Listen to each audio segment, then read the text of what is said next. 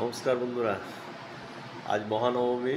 সকলকে মহানবমীর শুভেচ্ছা, প্রীতি ও ভালোবাসা জানাই। আশা করি সকলে পুজো ভালো উপভোগ করছেন, আনন্দে কাটাচ্ছেন।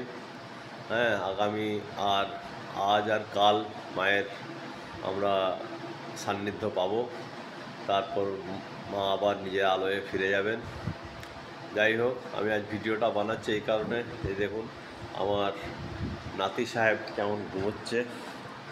এই বড় নাতি ইনি বেনারস থেকে এসেছেন, ছোট নাতি ও ঘরে ঘুমোচ্ছে নিজের জায়গায়। এই না ডাকলে এরা পুরো ঘুমোবে 10টা অবধি।